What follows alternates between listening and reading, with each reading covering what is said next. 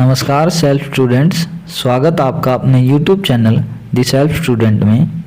जैसा कि आप सबको पता है, हम लूसेंट की MCQ बुक कर रहे हैं जिसमें हमने 3 चैप्टर कंप्लीट कर लिए हैं। पिछला चैप्टर हमारा सौरमंडल का था। आज हम चैप्टर 4 और चैप्टर 5 दोनों एक साथ एक ही वीडियो में करने जा रहे हैं, जिसमें हम महाद्वीप के बारे में पढ़ेंगे और अक्षांश और देशांतरों के बारे में पढ़ेंगे। ठीक है, आइए। चैप्टर 4 का फर्स्ट क्वेश्चन इज, महाद्वीप और महासागर किस श्रेणी की उच्चावच हैं? यह है प्रथम श्रेणी की। ठीक है, पृथ्वी के धरातल के कितने प्रतिशत भाग पर महाद्वीपों का विस्तार पाया जाता है? यह पाया जाता है 29.2% भाग पर। महाद्वीपीय प्रवाह सिद्धांत के प्रणेता कौन है? यह सिद्धांत किसने दिया था? वैगनर ने दिया था। कार्बोनिफेरस युग में विश्व में संपूर्ण महाद्वीप आपस में मिले हुए थे। यह किसकी मान्यता थी? यह थी वैगनर की। वैगनर ने कहा था कि जो पहले संपूर्ण महाद्वीप थे वो आपस में मिले हुए थे। ठीक है। क्वेश्चन नंबर 5, प्लेट विवर्तनिकी सिद्धांत किस वर्ष प्रस्तुत किया गया? यह किया गया 1960 में। और यह सिद्धांत दिया किसने था? यह दिया था हैरी हेस ने। वैगनर के अनुसार महाद्वीपीय विस्थापन जिस दिशा में हुआ था वह कौन सा था? वह था भूमध्य रेखा व पश्चिमी। ये हमारी पृथ्वी है, इसकी जो ये बीच की रेखा है इसको बोलते हैं भूमध्य रेखा। ठीक है, तो इस रेखा से हुआ था। वैगनर के अनुसार पेंजिया का विखंडन किस युग में प्रारंभ हुआ? यह हुआ था option number C, Carboniferous. Pangaea का क्या मतलब है? पेंजिया का मतलब है जो विश्व में सारे जो महाद्वीप थे पहले वो एक जगह जुड़े हुए थे, उसको वैगनर ने पेंजिया कहा था। ठीक है, ये हमारी पृथ्वी है और ये 7 महाद्वीप हैं। ठीक है, जिसमें एशिया है, अफ्रीका, यहाँ यूरोप है, ये दोनों अमेरिका, इसमें एक नॉर्थ अमेरिका, एक साउथ अमेरिका। ठीक है, यहाँ सबसे नीचे अंटार्कटिका है और ये ऑस्ट्रेलिया। तो टोटल कितने हो गए? 7। 1 number Asia, Africa, Europe, north America, south America, Antarctica और ऑस्ट्रेलिया। 4 तो एक के नाम से ही हैं, एशिया, अफ्रीका, अंटार्कटिका और ऑस्ट्रेलिया। ये 7 महाद्वीप है हमारे। ठीक है। क्वेश्चन नंबर 9 में बोला है कि वैगनर के अनुसार निम्नलिखित में से कौन सा कथन असत्य है? असत्य बोला है इन्होंने, ध्यान कीजिएगा। कार्बोनिफेरस युग में विश्व के सभी महाद्वीप आपस में जुड़े हुए थे, जिसे उन्होंने पेंजिया कहा था। ठीक है, ये बात ठीक है। पेंजिया टेथिस सागर नामक महासागर से घिरा हुआ था। नहीं, यही गलत है। उत्तरी अमेरिका, यूरोप और आदि अंगारा लैंड के भाग थे, ये भी ठीक है। और अंटार्कटिका गोंडवाना लैंड का अंग था। ये अंगारा लैंड और गोंडवाना लैंड क्या है, ये अगर आप चाहते हैं मैं इसके बारे में वीडियो बनाऊं तो मुझे कमेंट कीजिएगा, मैं इनके बारे में आपको डिटेल से बता दूंगा। क्वेश्चन नंबर 10, महाद्वीपीय विस्थापन को स्पष्ट करने वाला नवीनतम सिद्धांत कौन सा है? यह है प्लेट विवर्तनिकी सिद्धांत। ठीक है, और यह कब आया था? 1960 में। ठीक है, किसने दिया था? हैरी हेस ने। आइए चैप्टर 5 स्टार्ट करते हैं, अक्षांश और देशांतर, जिन्हें हम लैटिट्यूड एंड लॉन्गिट्यूड भी बोलते हैं। आइए MCQ करवाने से पहले मैं आपको मैप के द्वारा ये समझा देता हूँ। ये हमारी भूमध्य रेखा है, जिसे हम विषुवत रेखा भी कहते हैं, और इसके समानांतर जो ये रेखाएं हैं इन्हें हम अक्षांश कहते हैं। ठीक है, और जो ये लंबी रेखाएं हैं इन्हें हम देशांतर कहते हैं। देशों के बीच में अंतर, इन्हें बोला जाता है देशांतर, लॉन्गिट्यूड। और ये जो रेखाएं हैं ये होती हैं अक्षांश रेखाएं। ये इसे साउथ पोल बोला जाता है और इसे नॉर्थ पोल बोला जाता है। आइए इस इमेज के माध्यम से समझते हैं। ये मैंने बताया था अभी आपको, ये जो बीच की रेखा है इसे भूमध्य रेखा या विषुवत रेखा भी कहते हैं, जो 0 डिग्री होती है।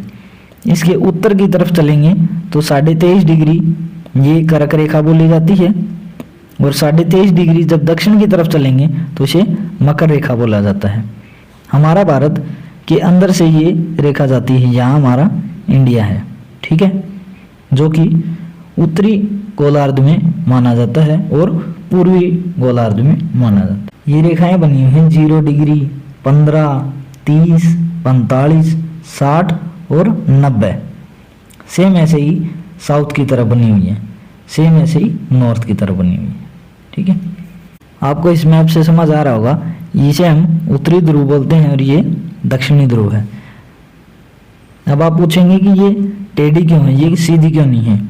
ये 23.5 डिग्री अपने अक्षांश से झुकी हुई होती है, 23.5 डिग्री।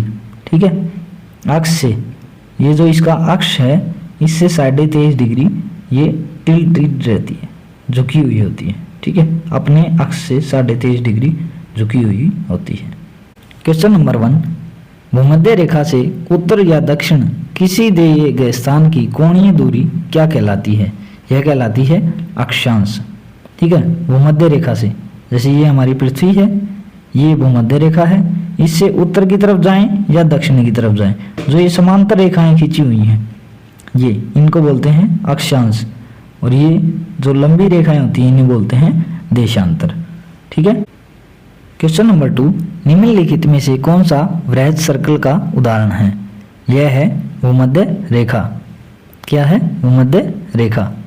सबसे बड़ा सर्कल इसमें, इस पृथ्वी में सबसे बड़ा सर्कल सिर्फ बीच की रेखा ही मानी जाएगी, भूमध्य रेखा, क्योंकि जैसे जैसे ऊपर की तरफ या नीचे की तरफ जाएंगे रेखाएं छोटी होती जाएंगी। जो सबसे बीच की रेखा है भूमध्य रेखा, इसे ही बोलते हैं वृहत्वर्त या ग्रेट सर्कल। ठीक है, question number 3, Tropic of Cancer निम्न में से क्या है? यह है C, option number C, 23.5 degree उत्तरी अक्षांश रेखा। ये जो हमारी पृथ्वी है इसमें 23.5 डिग्री यहाँ ये जो रेखा है इसे बोलते हैं ट्रॉपिक ऑफ कैंसर, नॉर्थ में, नॉर्थ साइड, और जो साउथ साइड में 23.5 डिग्री है उसे बोलते हैं ट्रॉपिक ऑफ कैप्रिकॉर्न। ये ऊपर वाली है कर्क रेखा और नीचे वाली है मकर रेखा। ठीक है, मकर रेखा, हमारा भारत यहाँ स्थित है, यहाँ। ठीक है, क्वेश्चन नंबर 4, ध्रुवों की तरफ जाने पर अक्षांश रेखाओं के व्यास की प्रकृति कैसी होती है? यह घट जाती है। ये पृथ्वी, ये भूमध्य रेखा, जैसे जैसे हम ध्रुवों की तरफ जाएंगे, या तो ऊपर जाओ नॉर्थ साइड या साउथ साइड, ये हमारे ध्रुव हैं। ठीक है, ये नॉर्थ है, ये साउथ है। जैसे जैसे हम इनकी तरफ बढ़ेंगे ये रेखाओं के व्यास जो हैं घटते चले जाएंगे। ठीक है, ऐसे रटना नहीं है, समझ के याद करना है। ठीक है, जैसे जैसे हम ऊपर की तरफ जा रहे हैं या नीचे की तरफ जा रहे हैं व्यास की रेखाएं घटती चली जाएंगी। सबसे बड़ा अभी बताया था, सबसे बड़ी रेखा व्यास की भूमध्य रेखा की है। ठीक है, क्वेश्चन नंबर 5 में 2 सूचियां दी गई हैं जिसमें रेखाओं के बारे में पूछा गया और ये कहाँ कहाँ स्थित हैं। अभी मैंने आपको 3-4 क्वेश्चंस में अभी बताया है। ये हमारी पृथ्वी है, भूमध्य रेखा को 0 डिग्री, तो आइए मिलाते हैं, भूमध्य रेखा 0 डिग्री। ठीक है, ये हमारा मिल गया A का 3, और ये सही बताऊं तो ये ऑप्शन नंबर बी, एक ही में A का 3 है। ठीक है, B का 4, कर्क रेखा 23.5 डिग्री यहाँ। ठीक है, ये हमारी कर्क रेखा हो गई। मकर रेखा 23.5 डिग्री दक्षिण में, ये हमारी मकर रेखा हो गई। ठीक है, आर्कटिक वर्त जो है 66.5 डिग्री उत्तर में है, यहाँ इसे बोलते हैं आर्कटिक वर्त, और अंटार्कटिका वर्त ये लास्ट में 66.5 डिग्री, ये हमारा अंटार्कटिका वर्त है। ठीक है, इस क्वेश्चन को इस मैप से भी समझ सकते हैं। ये हमारी भूमध्य रेखा 0 डिग्री, ये कर्क रेखा 23.5 डिग्री उत्तरी, मकर रेखा 23.5 डिग्री दक्षिण, ये हमारा आर्कटिक वर्त हो गया 66.5 डिग्री, और ये अंटार्कटिका वर्त हो गया 66.5 डिग्री दक्षिण, ये उत्तरी, ये दक्षिणी। ठीक है, क्वेश्चन नंबर 6 पे आइए। धरातल पर 1 डिग्री अक्षांश की दूरी निम्न में से किसके बराबर होती है? यह होती है 111 किलोमीटर। भूमध्य रेखा के अतिरिक्त कौन सी अक्षांश रेखा पृथ्वी को 2 बराबर भागों में विभाजित करती है? यह करती है कोई भी अक्षांश विभाजित नहीं करती। अक्षांश पूछा इन्होंने, सिर्फ भूमध्य रेखा ही है जो पृथ्वी को दो बराबर भागों में बांट सकती है। ठीक है। मकर रेखा अथवा 23.5 डिग्री दक्षिण अक्षांश वृत्त निम्नलिखित में से कहाँ से होकर गुजरती है? यह गुजरती है मालागासी, एक देश है, वहां से गुजरती है। कौन सी है 23.5 डिग्री मकर रेखा? ये वाली, नीचे वाली, और जो ऊपर वाली होती है वो कर्क रेखा। ठीक है। क्वेश्चन नंबर 9, वह काल्पनिक रेखा जो पृथ्वी को दो भागों में बांटती है उसे हम क्या कहते हैं? इसे हम कहते हैं भूमध्य रेखा। क्वेश्चन नंबर 10, अक्षांश भूपृष्ठ पर भूमध्य रेखा के उत्तर या दक्षिण एक बिंदु की कोणीय दूरी कितनी है? यह है भूमध्य रेखा से मापी जा सकती है। दोनों ध्रुवों को जोड़ने वाली वह काल्पनिक रेखा जो भूमध्य रेखा को समकोण पर प्रतिच्छेद करती है वह क्या कहलाती है? वह कहलाती है देशांतर। इस क्वेश्चन को समझने की कोशिश करिए। दोनों ध्रुवों को जोड़ने वाली, ये हमारा नॉर्थ पोल, ये हमारा साउथ पोल, इन दोनों को जोड़ने वाली और भूमध्य रेखा, ये जो हमारी भूमध्य रेखा इसको समकोण पर काटने वाली, 90 डिग्री के एंगल पर काटने वाली उस रेखा को क्या कहते हैं? इसे हम कहते हैं देशांतर। ठीक है, देशांतर। क्वेश्चन नंबर 12, दो देशांतर रेखाओं के बीच की दूरी निम्न में से किस नाम से जानी जाती है? इसे हम बोलते हैं गोरे। ये पृथ्वी के जो देशांतर हैं, इन दो के बीच की दूरी को हम गोरे बोलते हैं। ठीक है।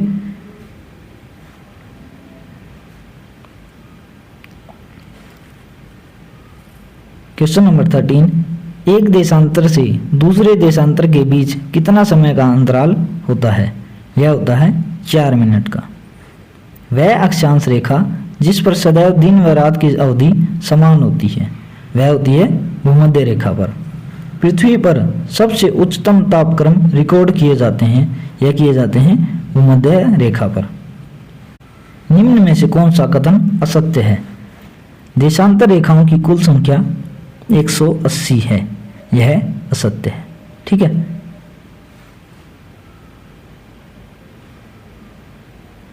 क्वेश्चन नंबर 17, निम्नलिखित में से कौन सा कथन असत्य है? किसी भी स्थान की प्रधान याम्योत्तर से कोणीय दूरी को उस स्थान का अक्षांश कहा जाता है, यह गलत है। ठीक है। सभी देशांतर रेखाएं वृहतवृत्त हैं। ठीक है, क्योंकि ये जितनी भी देशांतर रेखाएं हैं सारे ही वृहत हैं। ठीक है। विषुवत रेखा एक वृहतवृत्त है, ये भी ठीक है। विषुवत रेखा मतलब भूमध्य रेखा। ठीक है। क्वेश्चन नंबर 18, दो अक्षांश रेखाओं के बीच की दूरी लगभग कितनी होती है? यह होती है 111 किलोमीटर। 1 डिग्री देशांतर की सर्वाधिक दूरी कहाँ पर होगी? यह होगी विषुवत रेखा पर। ठीक है। कुल अक्षांशों की संख्या कितनी है? यह है 180। ठीक है। वैसे तो 89 प्लस 1 का रूल होता है, इसका 179 होती हैं अक्षांश रेखाएं। नंबर 21, देशांतरों की संख्या कितनी है? यह है 360। विषुवत रेखा के समानांतर कल्पित रेखाएं क्या कहलाती हैं? यह कहलाती हैं अक्षांश रेखाएं। पृथ्वी के उत्तरी ध्रुव एवं दक्षिणी ध्रुव को मिलाने वाली रेखा क्या कहलाती है? ये फिर आ गया क्वेश्चन, देशांतर रेखाएं। क्वेश्चन नंबर 24, प्रधान मध्याह्न रेखा किस स्थान से होकर गुजरती है? यह गुजरती है ग्रीनविच से। ग्रीनविच रेखा से तात्पर्य क्या है? 0 डिग्री देशांतर से ग्रीनविच का तात्पर्य है। मकर रेखा निम्न में से किस देश से होकर नहीं जाती है? इन्होंने बोला है नहीं जाती है। यह फिलीपींस से नहीं जाती है। ठीक है। दक्षिण अफ्रीका, अर्जेंटीना और चिली से होकर गुजरती है मकर रेखा। पृथ्वी 1 घंटे में कितना देशांतर घूम लेती है? यह घूमती है 15 डिग्री देशांतर। दक्षिणी ध्रुव का अक्षांश कितना है? यह है 90 डिग्री। निम्नलिखित में से किन देशों के समूह से भूमध्य रेखा होकर गुजरती है? यह गुजरती है कोलंबिया, केनिया और इंडोनेशिया। क्वेश्चन नंबर 30, निम्न में से किसका मिलान गलत किया गया है। कर्क रेखा 23.5 डिग्री उत्तरी अक्षांश बिल्कुल सही है। मकर रेखा 66.5 डिग्री ये गलत है, क्योंकि मकर रेखा 23.5 डिग्री साउथ अक्षांश है। अंतर्राष्ट्रीय दिनांक रेखा 0 डिग्री नहीं, ये भी गलत है, 0 डिग्री भूमध्य रेखा है। दक्षिणी ध्रुव व्रत 66.5 डिग्री दक्षिणी अक्षांश ये ठीक है, मतलब ये दोनों गलत हैं, 2 और 3। हमारा आंसर हुआ बी 2 और 3। ठीक है, हमें रटने नहीं है, हमें कंसेप्ट वाइज याद करने हैं। हमें क्वेश्चन नंबर 31, देशांतरीय दूरी 1 घंटे के समय अंतराल के बराबर होती है, यह होती है 15 डिग्री। कर्क रेखा कहाँ से नहीं गुजरती है? यह नेपाल से नहीं गुजरती, म्यांमार, बांग्लादेश और चीन से होकर गुजरती है। कर्क रेखा भारत से भी गुजरती है, भारत के बीचों बीच यह गुजरती है। चलिए आज का सवाल बताइए, भारत के अक्षांशीय एवं देशांतरीय विस्तार बताइए। अभी मैंने आपको पढ़ाया है अक्षांश क्या होते हैं, देशांतर क्या होते हैं। तो भारत का अक्षांशीय और देशांतरीय विस्तार कितना है, कमेंट्स में जरूर बताइएगा। क्वेश्चन नंबर 33, उत्तरी गोलार्ध में भूधरातल अधिकतम है, कितना है यह? 30 डिग्री नॉर्थ से 40 डिग्री नॉर्थ तक। मानचित्र पर स्थित अक्षांश व देशांतर रेखाओं के बारे में निम्नलिखित में से कौन सा कथन सत्य है? दोनों एक दूसरे को लंबवत काटती है, ये बिल्कुल ठीक है।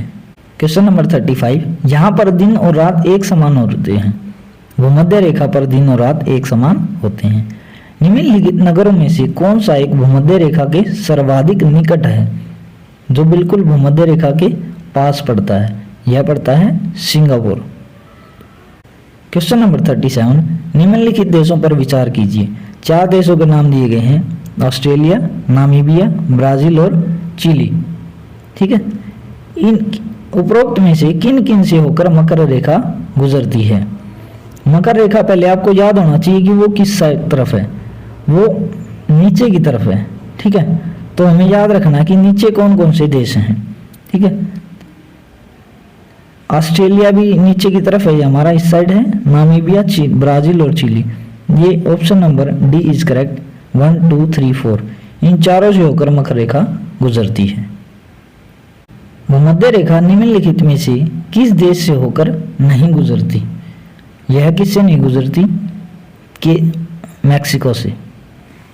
ठीक है, क्वेश्चन नंबर 39, मानचित्र व ग्लोब पर पाई जाने वाली प्रतिच्छेद रेखाओं को क्या कहते हैं?